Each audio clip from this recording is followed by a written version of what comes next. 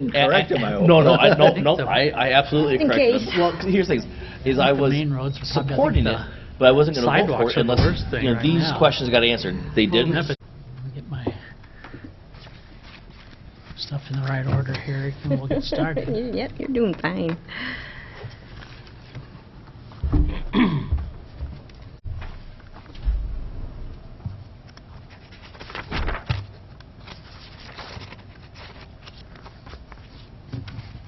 I had it in order, and I had to go show Brad, so I'll catch up, Dylan, I'll catch up. But call tonight's City Council meeting to order. Do we have any citizen or public comments tonight from anyone? If not, I'd just like to welcome everyone to tonight's council meeting. We just have a consideration of approval of the agenda. So moved. Second. Moved and second to approve the agenda. Clerk will call the roll. Yeager. Aye. Friesman. Aye. Hammond. Aye. Malero. Aye. Motion passes. We have consideration of approval of the minutes from the January 25th, 29th, and the February 5th meetings. Any discussion on the minutes? So move. Second. Motion second. Clerk will call the roll. Friesman. Aye. Hammond. Aye. Malero. Aye. Yeager. Aye. Motion approved. We have consideration of the consent calendar. Any questions on the consent calendar? So So move. Second. We have motion second for the consent calendar. Clerk will call the roll. Hammond. Aye. Malero. Aye. Yeager. Aye. Friesman. Aye. Motion passes. Don't really have any business of the mayor tonight, so I guess we'll move right on along to the ordinance and resolutions.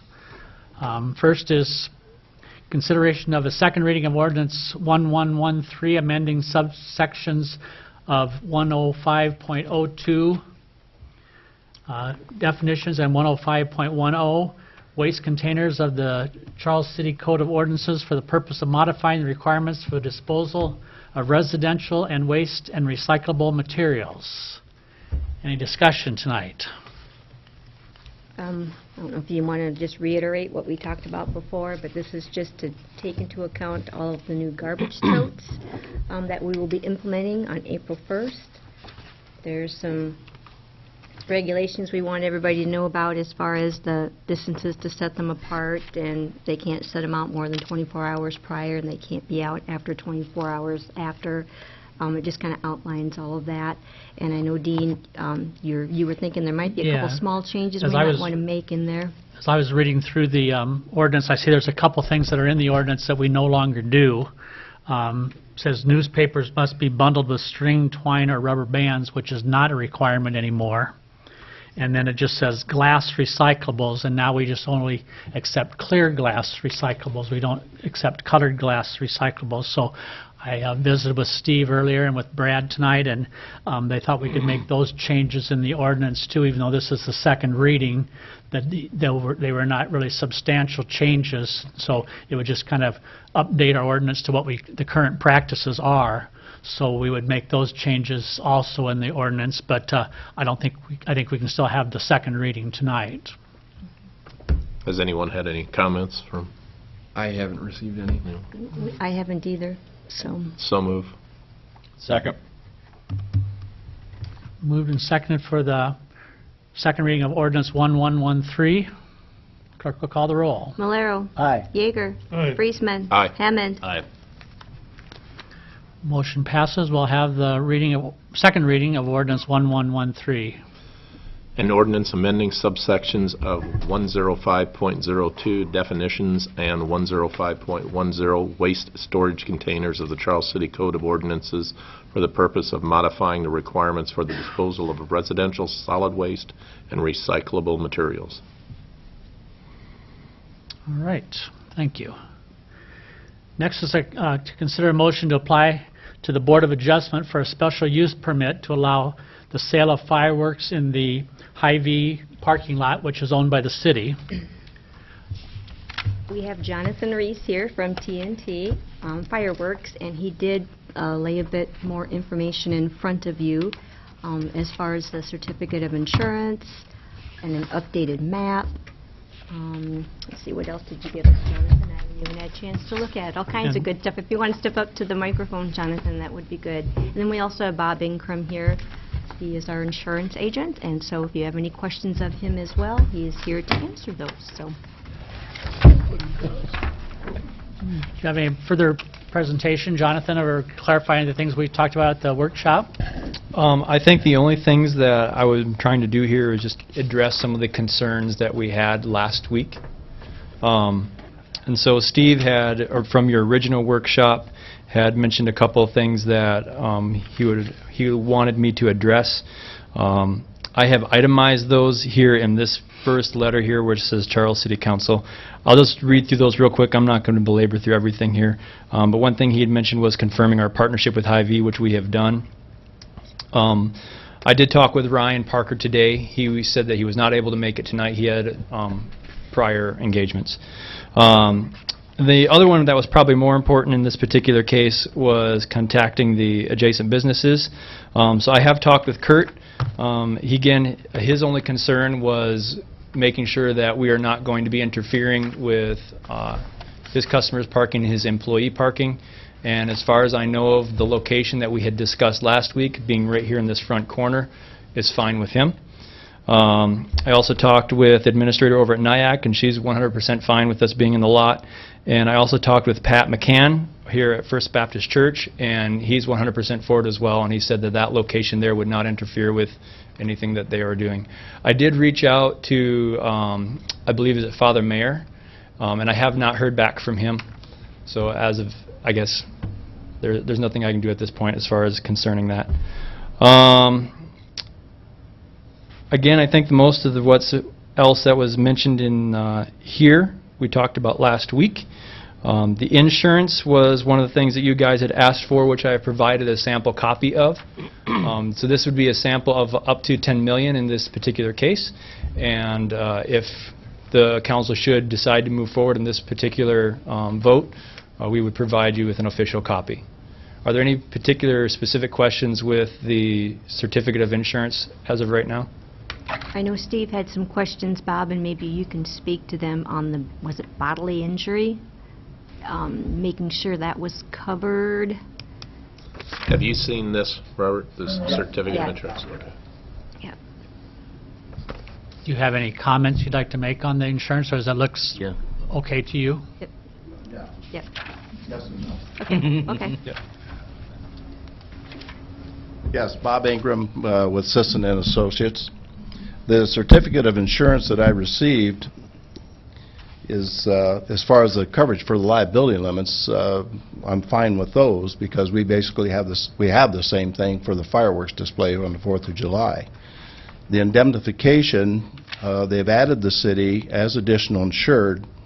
As far as the bodily injury, that would be part of general liability, bodily injury, property damage, and so they have a $5 million umbrella, and then they have a $5 million excess over 5. The one thing that I would like to see, if it's not going to be too big of an issue, along with additional insured, is a waiver of subrogation on the general liability and the umbrella and the excess. And then, are there any automobiles? Do you have any? Does a TNT have any commercial autos? Not that would stay on the premises. Okay. All right. Okay. And then as far as, you know, I guess from the standpoint, you as council, what you have to decide, my understanding, what I have read and what was sent to me, is they will set up the tent, and there will be somebody else manning it other than them. Is that correct? So I would like to think that there would be some kind of training that will go along with this, especially to protect the public should anything happen. You know, if these things were to discharge or catch on fire, that sort of thing. Would we not need the same type of insurance from that entity as well? From Whoever's going to be The volunteer. managing this? The volunteer group. The volunteer group? It would be nice, but here again, I think since it's TNT and there is a contract, is there not? Is there something that you sign? Is there an agreement, a contract the city will sign or not? Brad? Yes, we're not to that stage yet, so Okay. if before they would be approved, they have to obtain a special use permit, which gets submitted to zoning. Okay. And if, assuming council agrees to submit it to zoning and they're approved, we'd have a lease agreement with If in the contract, they would specify the group or organization that's going to man it and bring them in as insureds under their policy, okay? Bring them in. In other words, these people are our people. We're going to train them, so anything that they do will be covered under our contract. They're going to be part of us. Just bring them in. Bob, in the information we've received, as far as the training, it says the TNT parking lot program assists local nonprofit groups in raising funds. Each organization is required to attend a TNT University Safety and Sales Training session. So they will be receiving training. So I think it's a local church that's going to be doing it. They'll be sent for training, so they will be trained for this event. Yeah, and from my standpoint, the insurance side of it, that's great. But from your standpoint as council, are the police okay with this? Is the fire department okay with this? So from an insurance standpoint, for liability protection, these people, like I stated earlier, need to come in and under the contract as part of them. So that way that eliminates having to get a separate certificate of insurance from whomever is going to man this, because obviously we have sufficient liability coverages here. Any other questions for Bob? What did you mean on the subrogation part, Bob? Subrogation means this: if there's an injury that occurs and we're named as additional insured, and the injury occurs and the company tries to subrogate against the city for something that happened on the premise that may not be related to this, then they waive their right of subrogation. They will pay the claim, but they cannot come back and subrogate against the city. They being TNT? Or? That is correct. Okay. Okay. Not uncommon to see waivers of subrogation. We see it all the time. You see it in the contracts that you have for major city projects. So that's something I would like to see. If they say, no, we don't want to do that, then I guess that's a council decision. But I would like to see the waivers of subrogation along with the additional insured. And with the additional insured, make sure that we are endorsed to their policy. The city is named on their policy, endorsed as well. Well, I think... Go ahead. No, go ahead. I think Brad could probably concur this, but the items you're recommending, if they're not willing to commit to those, I think it would behoove us to not partner or to not allow this to take place. I think that's that would be your decision. I think we couldn't move forward without that full support. Yes. Let's face it, fireworks are just not a popular thing with insurance companies, okay? Yeah. And I'm not trying to put a damper on this whole project, but if you're asking me, what do I recommend, this is what I recommend. With, there's a question in here about Hy-Vee's partnership, but yet I don't get the impression they're signing anything or really involved in this at all. So I guess I'm trying to figure out, is there anything that we need to be concerned about there, Brad? My understanding is that our lease agreement would be with Hy-Vee would be included in our agreement with the fireworks company. So, in other words, the lease agreement wouldn't simply be with the fireworks company. We'd also bring Hy-Vee into that agreement. Okay, so then I guess I'll go back to the same question I had for the volunteers. What about Hy-Vee providing insurance as well? Bob, what are your thoughts on Hy-Vee providing insurance? Partnership as in, what's their role? Hy-Vee's role? I would say it's not clearly defined at this point. My understanding is and maybe Jonathan can speak to this, but my understanding is that they typically partner with local Hy-Vees, and the lease agreements with cities are typically with the Hy-Vees rather than the fireworks company, and the fireworks company is subleases is a subtenant of the lease Okay. agreement, so.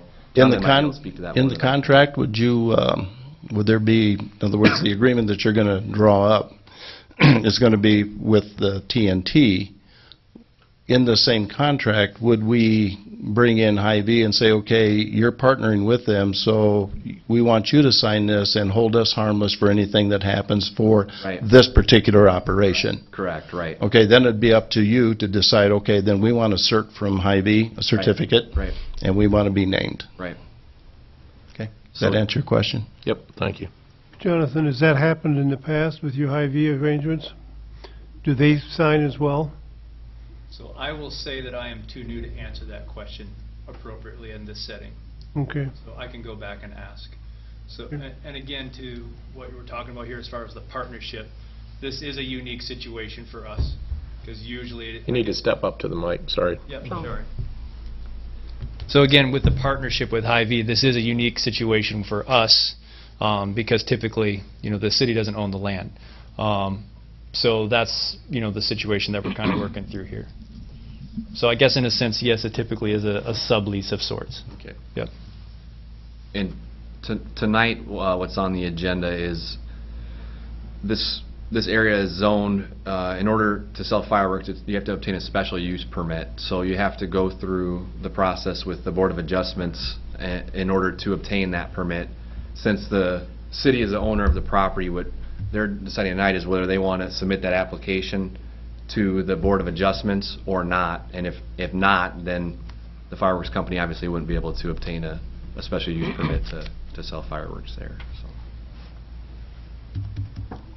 Just as a what-if, Brad, if somebody else wanted to be the sponsor rather than Hy-Vee, and they owned the parking lot, and it was zoned properly, we, the city, wouldn't even be involved. Correct. We're only involved right now because we own the property. Property, correct. But we have to make a special use to it, like some of the other properties, I'll say Kmart, I think that's zoned, that we wouldn't have to change the zone for that. Correct. And John can probably speak on this Correct. better than I can, but. And that zoning is actually a permitted use. Yeah, So they would just make the agreement okay. with that private property owner and just set up a tent during the appropriate times. And part of this unique situation too is that, similar to our housing authority, is with the opportunity to have it in the city-owned parking lot, we have a lot more say over, the parameters there. Whereas if it were to go to another parking lot, let's just a more realistic example of the liability, we say Ace Hardware. Who say they can't stick it right along the road there, and it's in a lot more issues. We have very little to say about it because it's not owned by the city. Whereas we can control, all right, we would rather have it here and control where it's at and have some say over it. If it goes elsewhere, they can pretty well do what they want as long as it fits within the state code. So we have that control having it there. Robert, one question I asked the other night, if anybody from TNT would be on site during the sales, and there is not. It's strictly run by the volunteers that show up. But I think we addressed that with their training. Just the training, okay. But here again, I think the city, like the police, perhaps fire department, if they're fine with the kind of training that these people will receive, then In the email we received, I think it said that the fire department may not be necessarily supportive of that relationship of having trained volunteers as opposed to TNT staff members on site. But I don't see any follow-up with that. We don't have a fire department member here, but I think I think it's a genuine concern. But I think considering the history of the company and what they've done in the past, I think it's a legitimate concern considering our sensitivity to fireworks issues that we've had. But I imagine they wouldn't be in business long if they had limited experience in training staff properly. you've done this in Iowa with other Hy-Vees? You have, okay. But, excuse me, but the other Hy-Vees have owned their parking lots? So again, in the specific cases, I am new as far as being the new guy. I suppose you could call me the new guy in this particular case. I was not involved in the permitting process last year, so I can't speak to that directly, no. Okay, that's fine, thank you. Well, But essentially, not to keep getting back up and sitting down, but essentially, there is never TNT staff on site. It's generally, if not always, a group you find the location to do it, and they're the ones that are trained and to run. Is that correct? That is correct. So what we do, our process, especially with people who would be considering new, and obviously this is a new market for us, so that's just going to be just about everybody. But our process is we send TNT staff around on a cycle, I suppose you could call it, to just check in and make sure everybody's doing okay. And I guess too, it's a side issue, but similar issue. How do you choose the nonprofits to run? Is it just they approach you, or is it how do you choose the organization to staff it? Yep, good question. So it goes both ways. Obviously, from a sales perspective, we're doing lead generation. So we are either reaching out, doing cold calling, I suppose you could call it, and sometimes there are individuals who come to us as well. So it's both. Okay. Again, not a major issue. Just it was a question I had. Jonathan, I see it says that at nighttime, then either the fireworks are all stored in the container, or else there's a person on site. What would be your plan here? Do you know? So again, I mean, this is, I have done it. I used to be a tent operator back in, our family still does it. We've sold fireworks up in Minnesota for the past 11 years. And typically the process for most individuals is they don't want to pack everything up at night, and so they do sleep in the tent for security. And we have different means and methods for that. In this particular case, talking with the church that is wanting to do it, it sounds to me like they plan to pack everything up every night. Again, should this council decide to approve that, I think there could potentially be stipulations put in place, if that makes sense.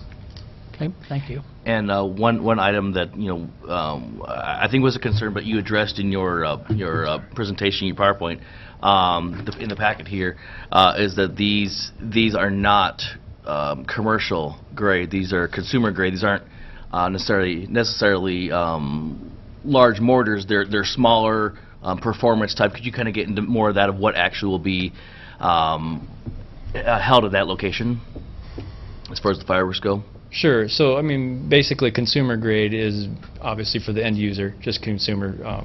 So these are deemed safe and applicable for, general public use by both the DOT and, let's see if I remember all these acronyms now, Consumer Product Safety Commission. And then obviously, and I think I listed that out in that document as well, that these all go through a testing process. All of our products do, and if they don't pass, we don't put them to market. If we get word that, let's just say, for example, if something did become defective wherever, I mean, all of our products are held in, what was the term that you use? Environmentally controlled warehouses.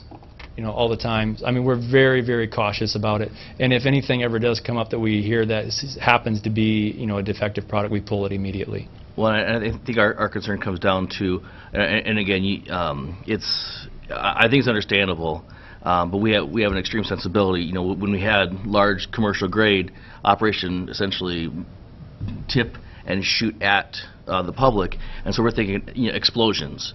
Right. We're thinking explosions, large amount of that stuff. That's in the event a fire would happen. I mean, you don't really see.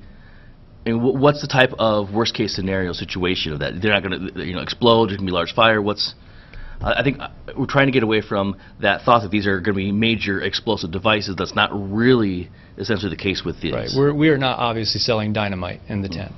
And so again, this is the way these are all designed is that they display their effects, whatever that may be, and it's a variety, and then they go out. Yeah. So, I mean, obviously in this particular case with anything, I suppose you could call it, they are dealing with some sort of fire mechanism, but I mean, that's to be expected in this particular case. Thank you. Council have any further questions of either Jonathan or Bob? Not necessarily questions, but personally, I just have a concern about getting involved.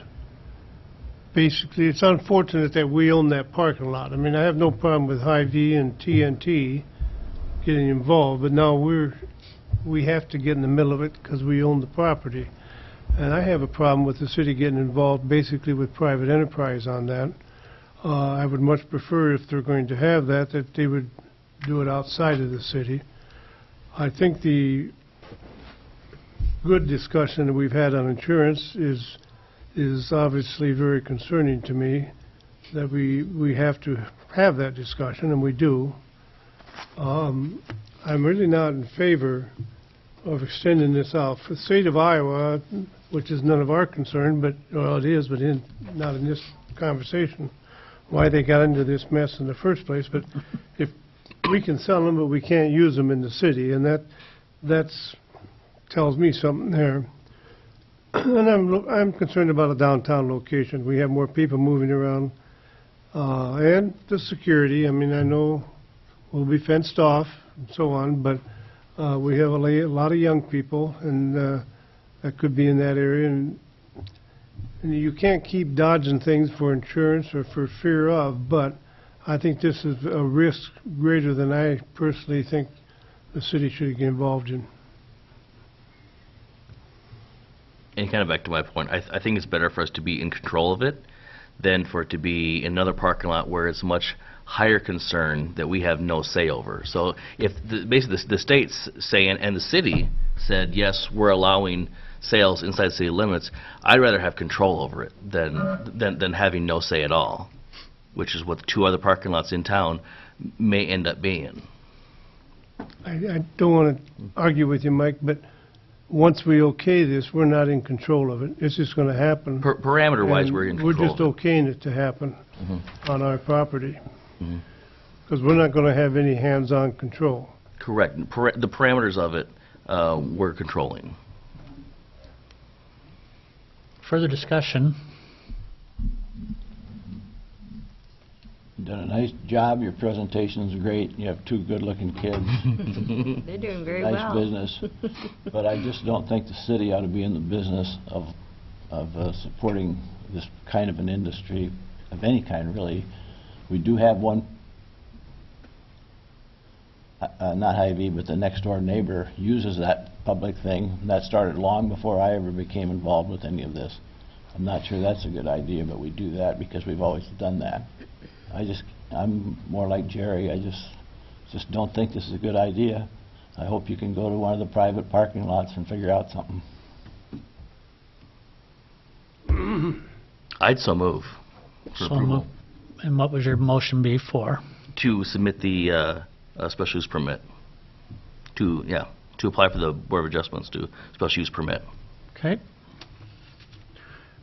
I have a motion to consider application for a special use permit to the Board of Adjustments for the fireworks sale in the Hy-Vee parking lot. Is there a second?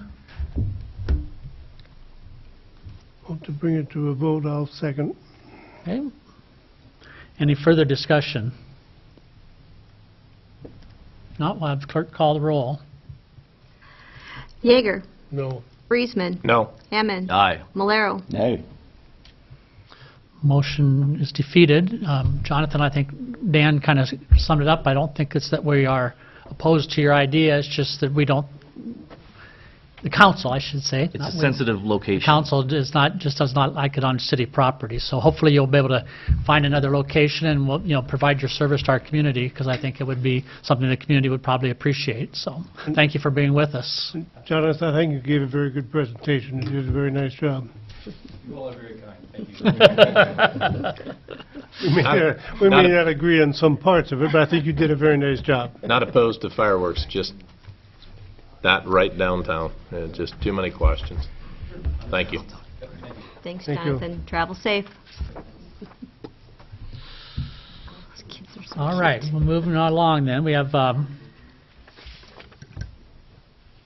consider resolution 2018 setting the date for a public hearing for the 2018 housing rehabilitation grant application.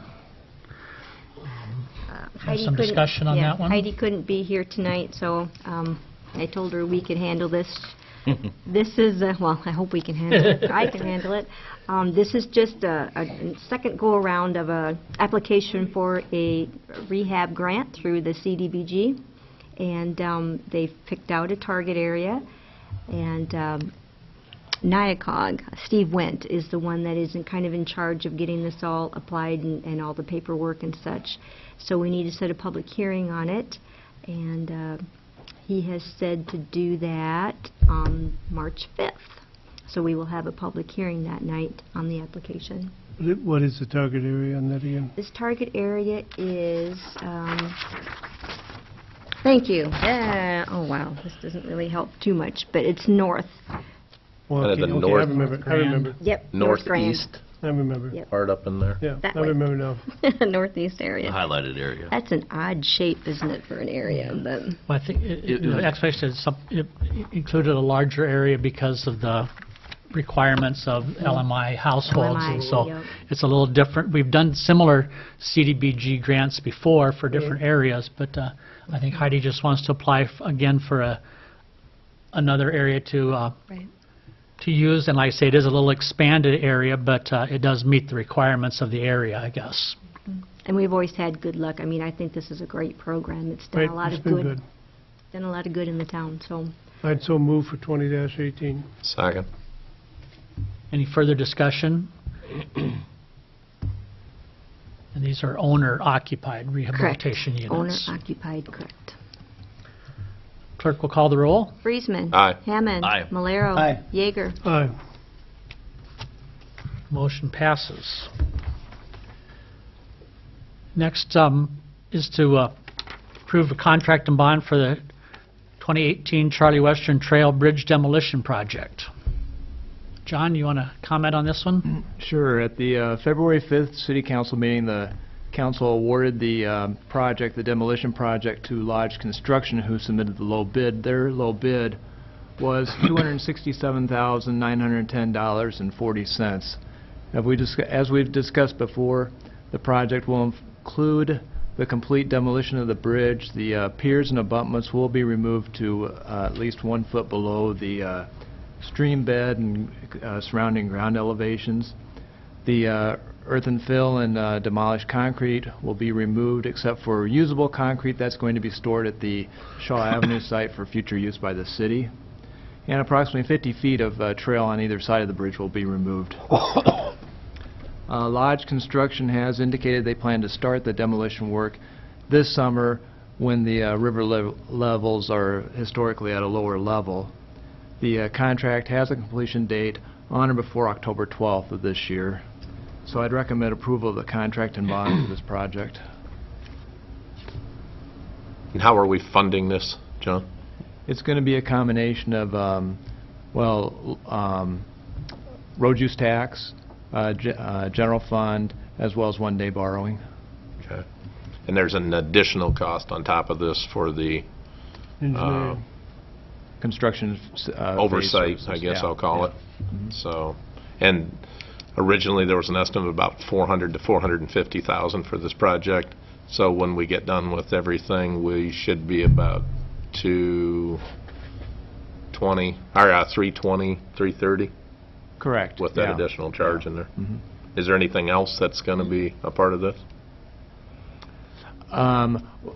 We may have a little bit of, for Stantec, for a biologist to come out and do a sweep for the, this has to do with the wood turtle Okay. avoidance plan. And that 400 to 450 didn't include any of that stuff originally, did it? Correct. I was going to It say, I did didn't not. think it did. Okay. Do we have any other questions for John? So move. Second. A motion and a second. Clerk will call the roll. Hammond. Aye. Malero. Aye. Yeager. Aye. Friesman. Aye. Motion passes. So that'll be nice to get that project started and completed this summer. Sad to see it go, but Yeah. glad to see it go at the same Yeah, time. right, exactly. Next is the consideration of Resolution 2218 approving the supplemental agreement number 1 with Calhoun Burns for the construction phase services for the Charlie Western Trail Bridge. Yes. Yes, well, this, Calhoun Burns and Associates, they put together the demolition plans and specifications for the work, and in their original engineering services agreement, they did have services in there for construction, for the construction administration, although at that point in time, the complete scope of the project wasn't known, so a fee for the construction administration wasn't included. Since then, they've given a maximum amount of $55,000 for that work. They will be on site to make sure the work is being done in accordance with plans and specifications. They will verify the work done and the quantities for payment. They'll also provide a punch list and a final report for the council's acceptance of the project. So I'd recommend approval of Resolution 22-18 approving the supplemental agreement with Calhoun Burns. Do they provide reporting to the city and like DNR and stuff, John, or just mainly to the city, or? Well, it'd be, the city would be the client. I mean, we're their client. They'd provide the reporting to us. If anything would come up with the DNR, actually all the, the permitting, that was done during the design. Okay. But if anything else would come up, that would be a part of the construction. The information from them Yeah. could be used by us to answer. Yeah, and then they would be there also if something more would come up with the DNR. Okay. They would represent us at the Yes, DNR hearing. yes. Any further questions for John? So move. Second. Motion and a second. Clerk will call the roll. Malero. Aye. Yeager. Aye. Friesman. Aye. Hammond. Aye. Motion approved. Next is consideration of Resolution 2318 approving contract and bond for the First Avenue Bridge Improvement Project. John? Okay, this project was also acted on at the February 5th City Council meeting. The council awarded the project to Wix Construction, who submitted the low bid of $214,932.74. Now, this project is the project where we're going to remove the areas on the First Avenue Bridge deck that have been delaminated. We're going to mill off the surface of the deck and put on a new deck, a new driving surface. Also, last year we brought a new sidewalk up to the bridge, and what we'll do also on this bridge, as part of this project, we'll build a barrier rail between the pedestrian sidewalk and the roadway, as well as take off the old railing and put up a new chain link fence along the sidewalk at the edge of the bridge, a 5-foot high chain link fencing. The project, so we don't impact school traffic, the contractor can't start until after school is out and has to be completed before school begins. So we have completion, start and completion dates as June 4th and August 10th of this summer. So we'd recommend approval of the contract and bond with Wix Construction Company. Any questions for John? When they grind that cement off that's currently there, when they take that off, will that create a lot of dust that will drift into the neighborhood, or? No, it shouldn't. If there is, then they'd have to apply some Okay. water to it to Okay. keep the dust down. One of the council members lives not too far from there. And he likes to complain. John, on the bridge, the barrier between the sidewalk and the motor area, is that the chain link fence, or is that going to be a rail? No, it's okay. Between the sidewalk and the street, there'll be a concrete barrier rail, How high would that be, about? approximately around 3 feet. 3 feet. It's going to Compared to look Branningham. You it's said going it to was look about like exactly Branningham. like the one on Brantingham. When was that? About, I don't know, 8 years ago. Wide enough so we can get it plowed, or get it shoveled? Yes, yeah, Okay, or swept, yeah. all right, fine. Thank you. What was the original estimate on this project, John? Let's see, the original I think it was like $274,000. Okay, so we're, Came in about $50,000 less. but by the time we put the other contract with it, we're going to be about at what it was Yeah. estimated to be? Yeah. Okay. And this is going to get funded from, Well, it'll be road use tax and possibly local option sales, okay. sales tax. Any further discussion? So move. Second. Clerk will call the roll. Yeager. Aye. Friesman. Aye. Hammond. Aye. Malero. Aye. Motion passes. Next is consideration resolution 2418, approving the supplemental agreement number 1 with Calhoun Burns for the construction phase services for the First Avenue Bridge Improvement Project. Yeah, this was just like on the Charlie Western Trail project. Calhoun Burns and Associates, they were the structural engineering company that did the engineering work on the First Avenue Bridge. And in the original agreement, the construction administration services was included, but the full scope of the project wasn't known at that time, so fees were going to be determined after the project letting.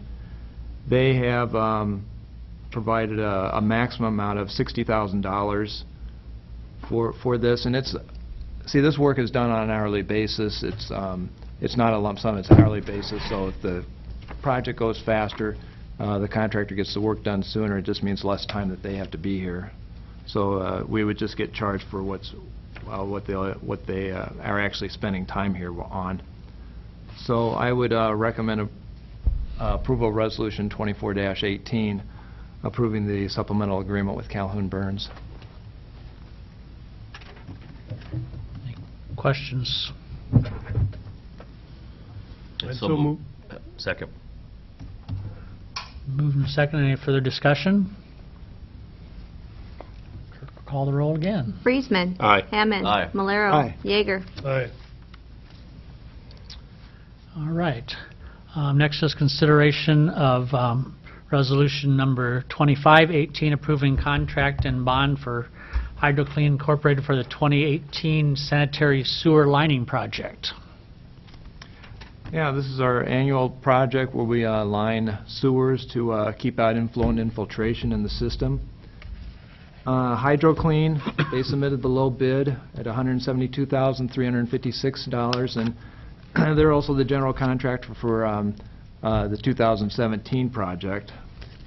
Now, this project will, we're going to line about 8,000 lineal feet of sanitary sewer, and this is all located in the north part of the city, on and north of 16th Avenue on both sides of North Grand.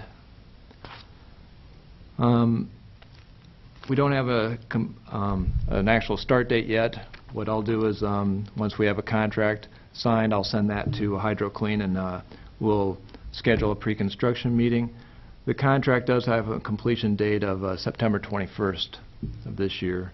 So I'd recommend approval of the contract and bond for the 2018 sanitary sewer lining project.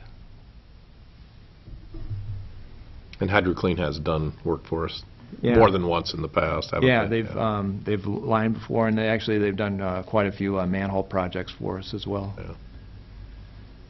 I'd so move. Second. Any further discussion? Clerk, call the roll. Hammond. Aye. Malero. Aye. Yeager. Aye. Friesman. Aye. Just one real quick. Yep. John, how much of the city have we done now, and how much is left to do with regard to this? Do you know off the top of your head? Not off the top of my head. We've actually done quite a little bit, but Yeah. there's, I mean, we just keep, plugging away on an annual basis, Right. We're about halfway, maybe? I can get that information Okay, for you. thank you. Yeah, I'd like to know. Sure, kinda I where will, we're at. yeah. Good question. All right. Next up is a motion setting a public hearing for consideration of the fiscal year 19 city budget. Trina, do you have a comment on that one? We've spent a lot of time crafting this budget. I think we've come up with a really good budget. The levy is estimated to be about 2 cents more than the current year's levy. We're going to go from $1,581 to $1,583 per $1,000 evaluation. We need to hold a public hearing on the budget and submit it by March 15th to the state. I think we got a good-looking budget, so I never knew there was such a thing. there is such a thing. Yes, there is. Anyone have any comments on the budget before we set the hearing? Trudy, in terms of dollars, what is the total budget for the city? I mean, we know what the, 14? I'd say about 15 or 16 million. I mean, I just think that's important for everybody to think about. It's, Mm-hmm. you know, we tried to do the best we can with the levy and everything like that, and we tried to hold it relatively steady, but that may not always be the case, and there may be things that come up that is going to push that at some point. Yep, you are so right. Well, and especially with state cutbacks, federal cutbacks, you know, we're always kind of behind the 8 ball, and for us to stay with a minimal increase, I think is a huge accomplishment. Yeah, we worked hard on it. So, I think I was going through and figuring out with, you know, we always say with a $100,000 valuation house, and then when you consider the rollback in there, it ends up being about $1 a year if you have a $100,000 house. So, it's, like I say, when you say a minimal increase, I'd say that's a pretty minimal increase.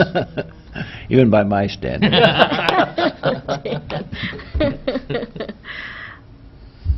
Any further comments? So moved. Second. The hearing will be March 5th. So we have a motion to set the public hearing for the fiscal 19 budget on the next council meeting, March the 5th. Clerk will call the roll. Malero. Aye. Yeager. Aye. Friesman. Aye. Hammond. aye.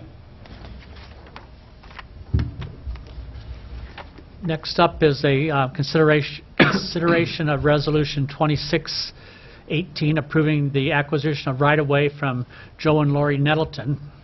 John, you want to discuss this one? Yes. Well, the Riverside Drive, Illinois Street Reconstruction Project, that's the project. It's going to be a complete reconstruction of those two streets, starting from Joslin around on Riverside, around the corner, and up Illinois up to Kelly Street.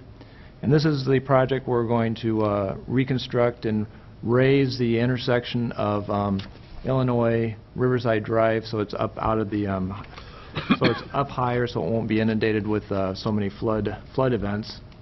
In order to do that, we have to move it, realign it away from the river, get it away from the floodway, and we're going to acquire about 1,000 square feet from the Nettletons in order to do this. We've been working with the Nettletons to make sure that everything they're expecting out of the project will be incorporated into the plans.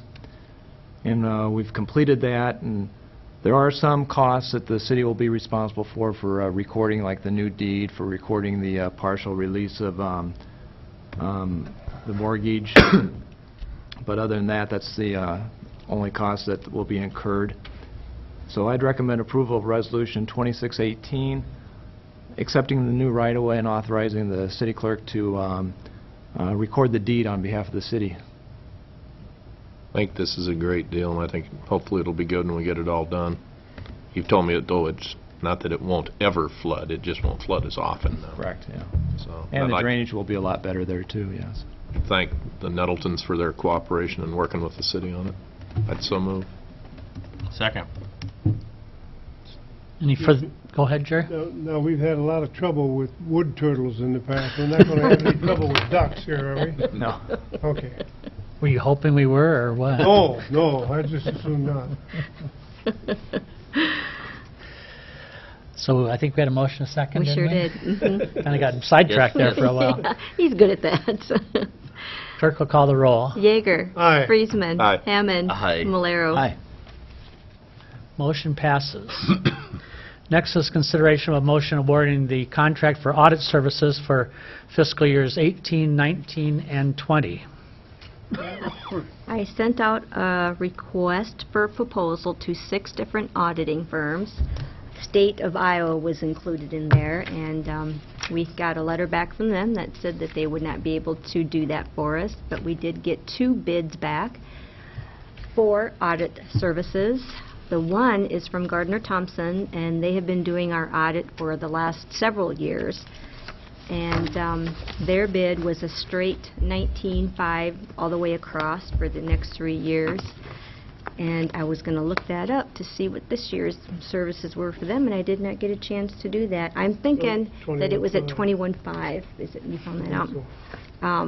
So they did come down a couple thousand from what they are bidding for us for this year. TP Anderson is someone that I've never worked with. They are out of Humboldt.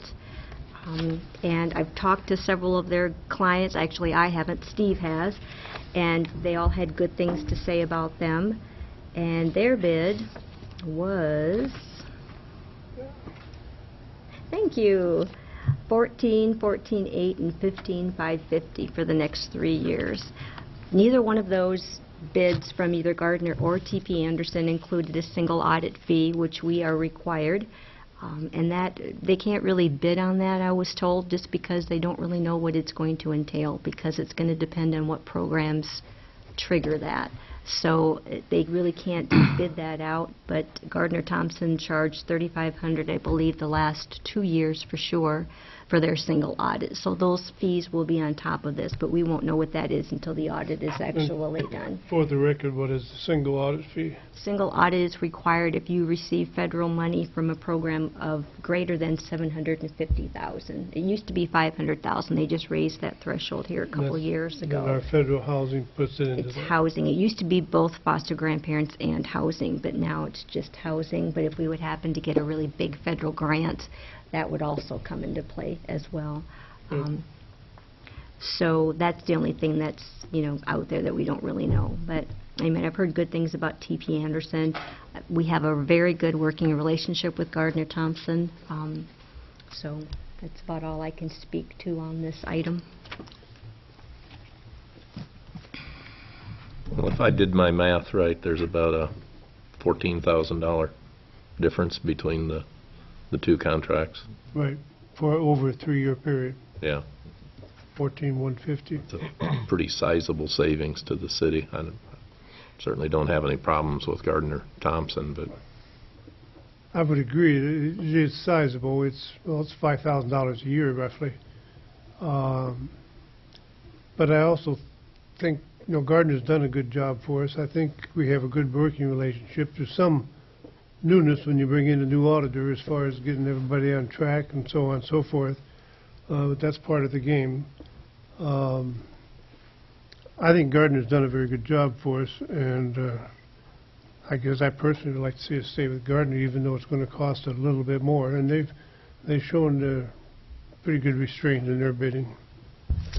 Trudy, you had raised some concerns that that there might be, there's the potential, but unknown, that there may be, with this, the other company, that there might be potential city staff pulled in to assist. After speaking with these other communities, do you have anything to, I guess, confirm, deny, or neither? I mean, it's an unknown. There's no definite, but... Yeah, it is. And, I guess to speak to that, too, there's nothing saying, and I've visited with Brad about this, after that first year, if we do run into some issues with them, there's nothing saying that we can't go out for bids again. We are not locked in for 3 years because it goes on a year-by-year basis. The one caveat I would say to that is that Gardner, if they came back and had to rebid it, their bid would be higher than the 19.5 just because there's been a break there, and they would not have been here. They'll for that have to go. 1 year. They'll have to go back, and that's a legitimate Right. concern we have to take. I guess Right. I'm really, we can't not go with someone out of fear of the unknown. But on a lot of the projects we bid out, one of the biggest questions we ask is, well, what have they done for us? What work have they done for us in the past? We know what we're getting for Gardner Thompson. We also know potential savings with this, and so does the knowledge of what we have outweigh that savings? And is there potential staff time that could be involved going with the cheaper route, which Yeah, there's a lot of unknowns. I just know, Steve, you only heard good things back about T.P. Anderson, so, I don't know, I don't think he delved too much into that type of a situation, but And that's where if you would have, if the other communities had some of those concerns, I feel you or Steve would have heard about that. And so, as Delane said, that's significant savings, and we can't just discount that. Excuse the pun, but it is what we don't know enough to work against what we do know, is what it comes down to. Trudy, when they're here, does staff have to spend quite a bit of time with them asking or answering questions that they may have about the procedures? Most of the time, I mean, with Gardner, they don't really have any questions at all on the procedures. Most of our time is spent, say, if they need to have this invoice pulled or this contract pulled, and get that information to them. That's the extent of it generally with Gardner. They've just, been here so long, they know exactly, what's going on. But that's about the extent of it right now. So if you had somebody new, that they would have to maybe ask a lot more questions, use more of your time? I guess that's my fear. That might be a possibility just because they haven't ever been here. And I don't know if they've ever dealt with a housing program like we have, because none of their cities had their own housing authority, and that would be the only thing that would probably be new to them. And I did talk to Heidi about that. I asked her if that was any concern to her about having a new auditing firm in that maybe hadn't dealt with that. And she said that since housing does their own audit, because they have to have their own full-blown audit, she wasn't real concerned about that. But that might be the only thing that they might have a few questions on how that all operates and that type of a thing. Okay. And actually, you kind of cleared up my next question. That was going to be the big concern is that's a pretty major project. It is. But my concern. in a first year, and again, I'm completely satisfied with what we've had for services in the past. But I would anticipate the first year is going to be worse with a new company than anything else. The first 2 years, kind of getting your feet wet. That hopefully we'll still be seeing the savings. This third year, I'd anticipate they'd be just running and not having the issues. So, yeah, it's a tricky situation. But again, with the times we're in, a financial savings is a financial savings. It's a professional company, provides these services. I don't think we can just turn a blind eye to it. I don't think we can turn a blind eye either, Mike, but I think, number one, I think we've budgeted about $20,000, $21,000 for the audit. I guess I'm very comfortable staying with Gardner and Company. I think they've done a good job, and I know it's a little more, but I think in the realm of things, it's not a extravagant amount I guess. for a I $14 million understand. budget. I understand what you're saying, but I just have a real hard time passing up those kind of savings. I'd be more in favor of trying to look at T.P. Anderson. So I guess I'd make a motion that we go with their bid, With there The being, T.P. Anderson's bid. I would second. so we have a motion and a second to accept the proposal from T.P. Anderson for the audits for fiscal years 18, 19, and 20. Any further discussion? Clerk will call the roll. Friesman. Aye. Hammond. Aye. Malero. Nay. Yeager. Nay. Oh, you guys. That's a new one. So does that mean we reconsider this motion when we have a full council? I think. I suppose we Some could. places the mayor has the deciding vote, but not in There our are form of ordinances government. The mayor does not have Right. a vote. So yes, I would recommend that we reconsider it when we have a full council. Okay? Sounds fair. Okay, this will be on the next regular meeting then. Very good.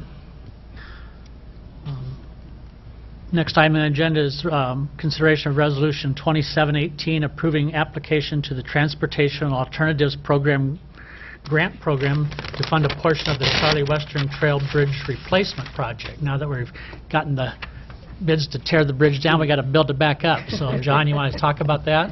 Yes, exactly. Now that we're tearing down demolishing the old bridge, what we want to do is now focus on how we can get a new trail bridge in place, and what we're looking at is actually going after a number of different funding sources. There's two federal programs, the TAP, Transportation Alternatives Program, as well as the Federal Recreation and Trail Program. There's two state programs, the State Recreation Trail Program and the REAP program through the DNR. And what we want to do is apply to all those to try to get as much funding as we can. Now, we have worked with Calhoun Burns in order to put some options and some costs together that we need for these applications.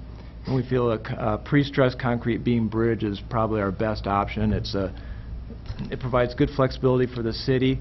With pretty much minimal cost, we can strengthen this. We can beef up the bridge to carry heavier emergency vehicles and during flood events.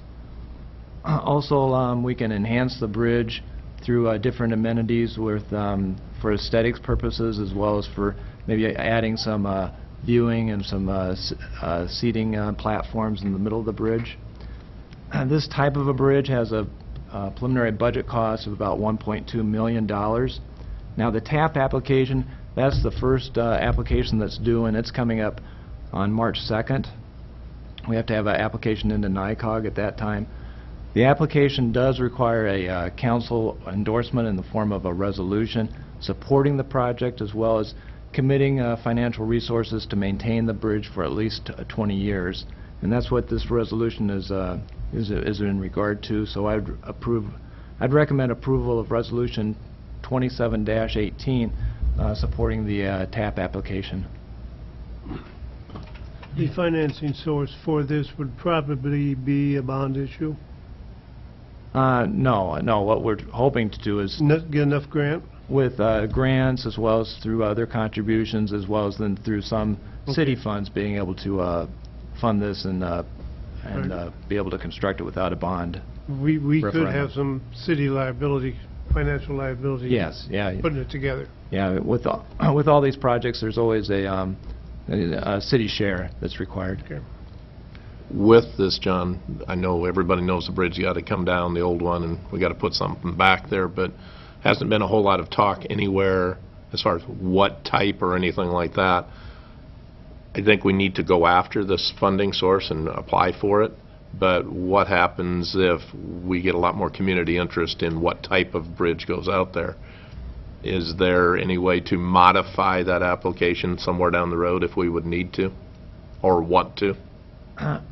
Sure. Yeah. I mean, Okay. this would just get you in line for funding. Okay. But I mean, you could always,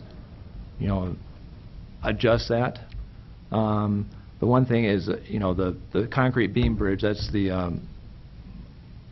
of the options that were investigated. That's the least expensive. Right. I understand that, but So the Yeah. you never know what Sure. other people in the community might think that.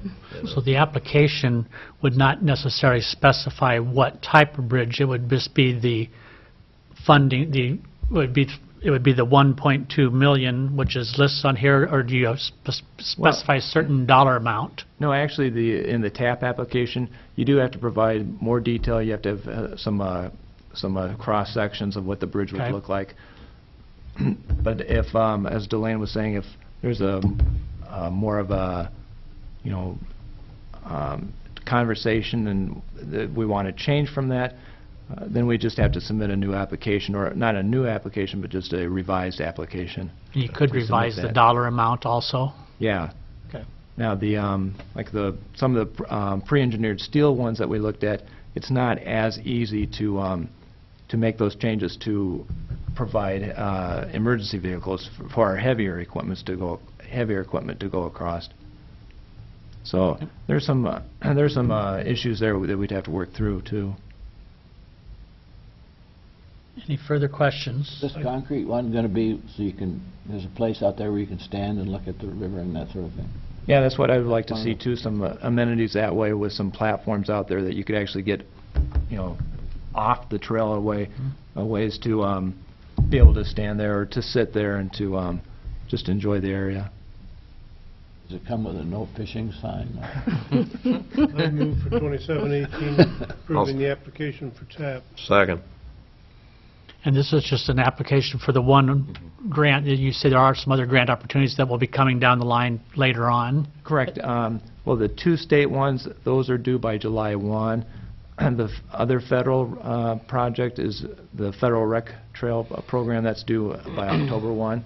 It's the TAP requires the council resolution to be included in the application. So Very good. the misspelling of replacement doesn't affect this project from replacement? We're not going to be discounted from TAP from this, with that one? No. Okay. I got a No couple cat teachers spelling. kind of in the back of my mind that are flagging that, so just make sure that we didn't get booted for that. Any other discussion?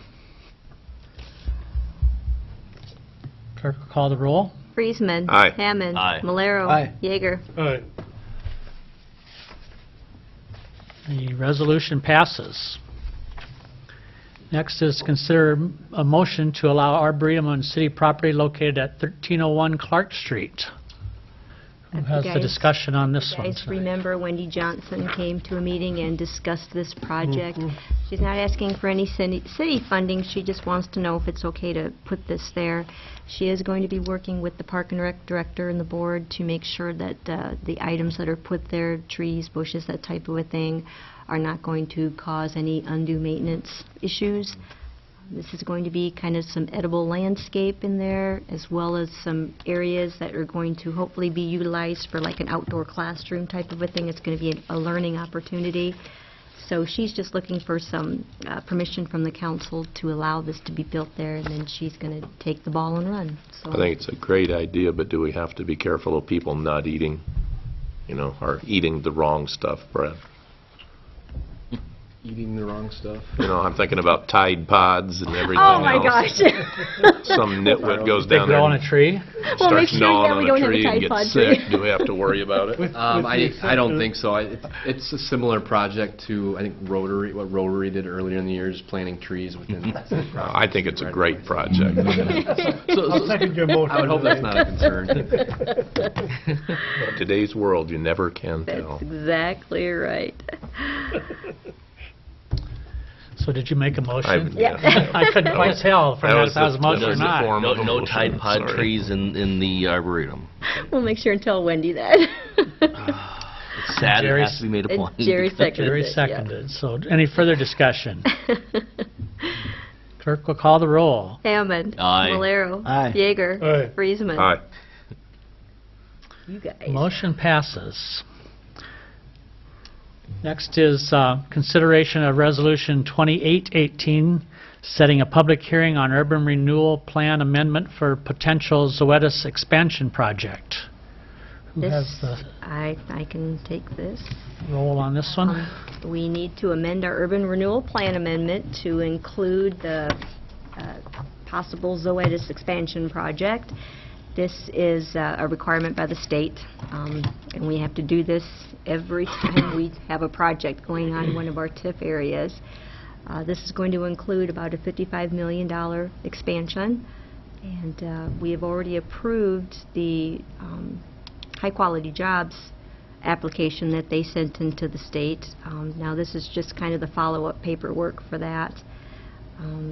Southwest TIF Board has already I was talked just about saying, it. if you guys remember, we talked about this late last fall. The Southwest TIF Board had met and, had been in agreement, but at that time, there really wasn't a final decision where this was Right. going to be Right. located, so we'd indicated support for it, but now it's more Another step up. getting, another step up the ladder in the process, so. Yep, so they want to set the hearing for March 19th. There's a consultation session we have to hold with the county and the city, invite them to that. So that's kind of why we have to put it out there a little bit. So we're looking at setting that hearing for March 19th. Is there more that the TIF board has to do at this point? No. Okay. I'd so move. Second, sorry. Go ahead, take Michael.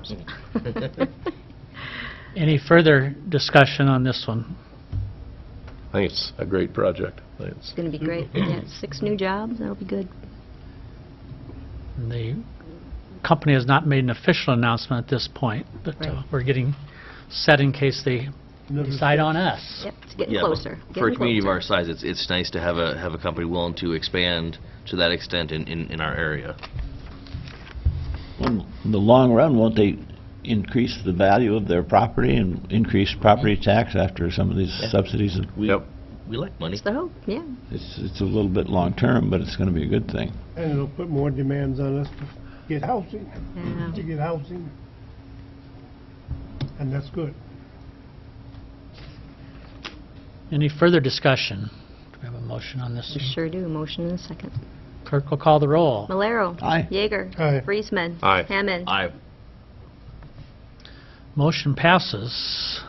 So now we have Resolution 2918, which is also setting a public hearing, but this time on the development agreement between Zoetis and the City of Charles City in regard to their expansion project. Yep, these just kind of go hand in hand. We'll move. Second. Any further discussion on this one? The clerk will call the roll. Yeager. Aye. Friesman. Aye. Hammond. Aye. Malero. Aye. Motion approved. Any correspondence tonight, Trudy? Nope. Red, do we have an attorney's report? I don't have anything tonight, Your Honor. City clerk's report, anything? Oh, I always have something to say. All right. Oh, no. The next planning session will be February 26th at 6 o'clock, and we do have a couple of people here to give an update that I think you guys will be happy to hear from, so that'll be good. So be there or be square. Square. I guess we don't have an administrator's report tonight, so any other board or commission or committee reports anybody has? If not, we would have a motion to adjourn our meeting. So moved. Second. Third. Call roll on that one. I think you just say all in favor, say aye. Yeah, do that. All in favor, say aye. Aye. Aye. Meeting adjourned.